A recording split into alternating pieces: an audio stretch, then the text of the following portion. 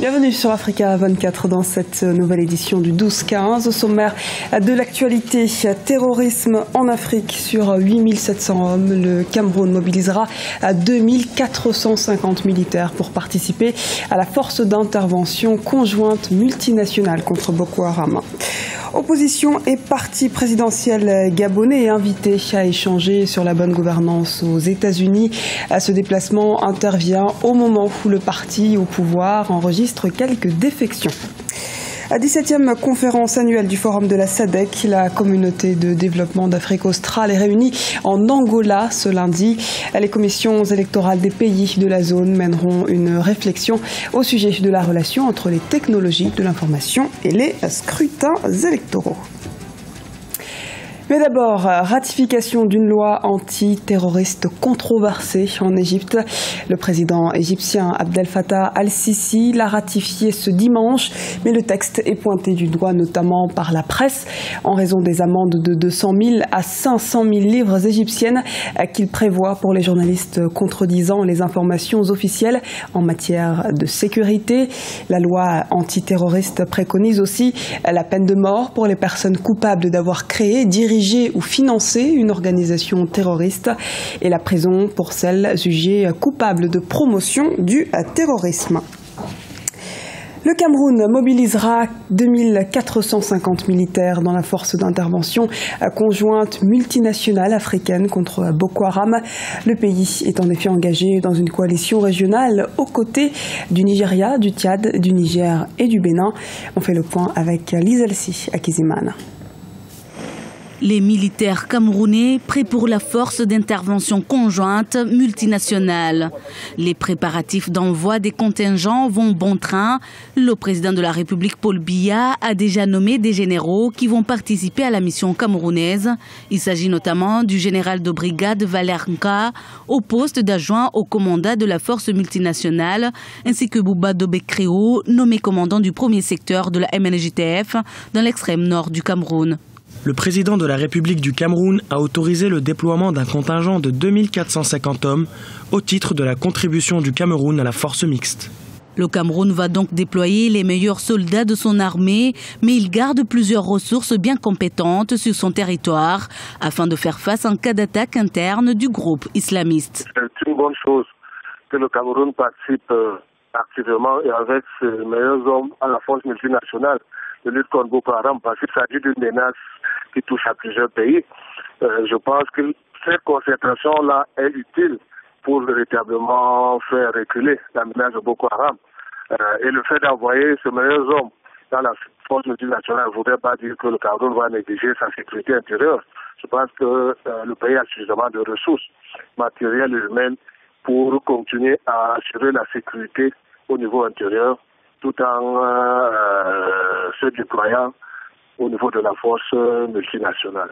La force multinationale va mobiliser 8700 hommes, parmi eux des militaires, gendarmes, policiers et des civils, et sera dirigée par le général Lia Abba, un officier d'infanterie musulman originaire du nord du Nigeria.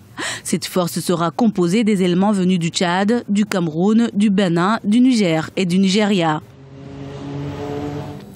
Crise au Soudan du Sud. La communauté internationale a imposé une date limite aux protagonistes pour conclure un accord de paix sous peine de sanctions.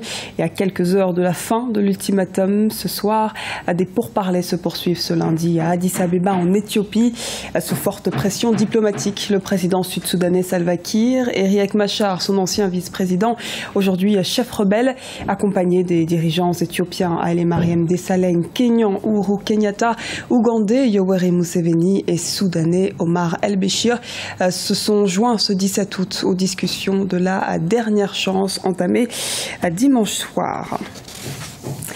La classe politique gabonaise invitée par les États-Unis afin d'échanger autour du thème de la bonne gouvernance.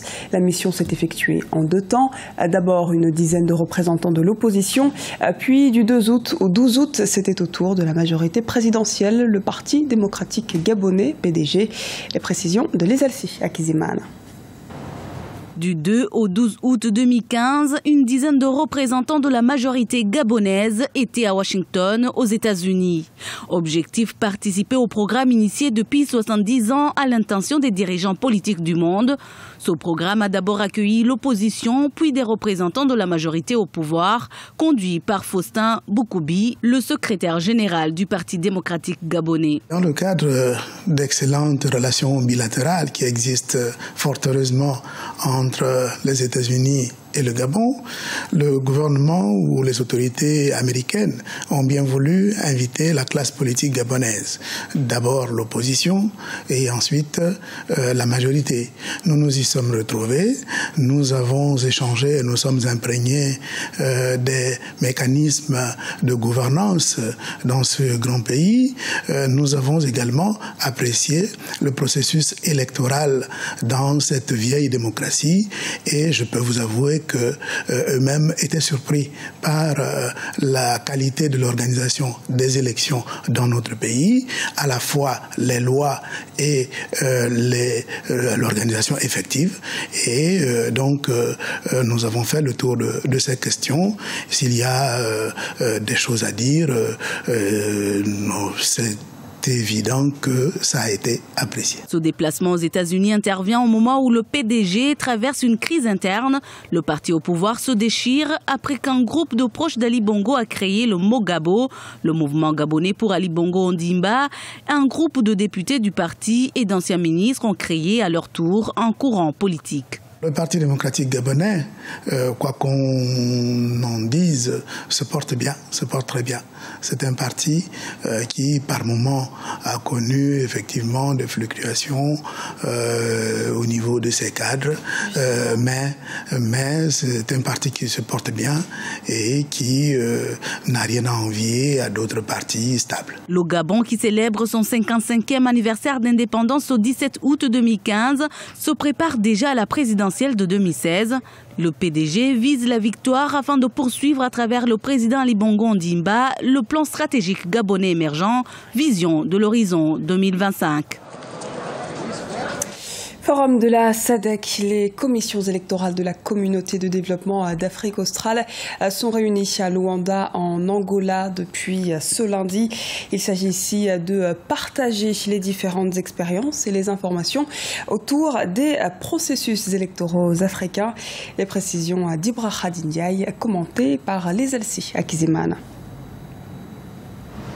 La 17e conférence annuelle du Forum de la SADC, la communauté de développement d'Afrique australe des commissions électorales, s'ouvre à Luanda en Angola ce lundi 17 jusqu'au 19 août.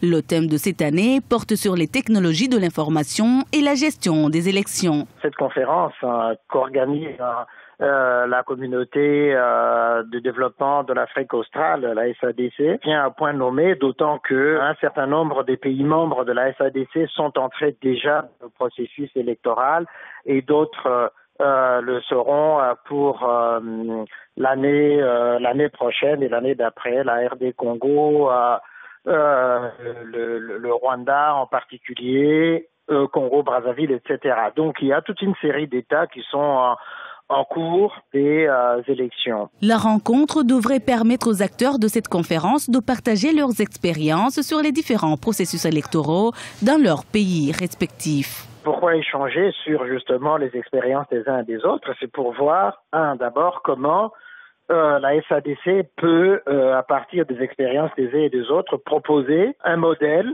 d'abord d'observation des élections, pour amener les États de la SADC à respecter les processus électoraux qui sont en place et à respecter au fond les textes que les différents pays de la SADC se donnent pour organiser la vie publique et en particulier les élections.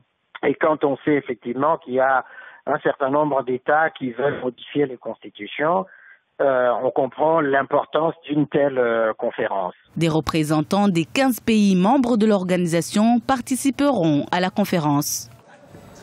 Ce journal a été réalisé par l'ensemble de la rédaction. Nous vous remercions pour votre fidélité. Dans un instant, une nouvelle édition de l'actualité sur Africa 24.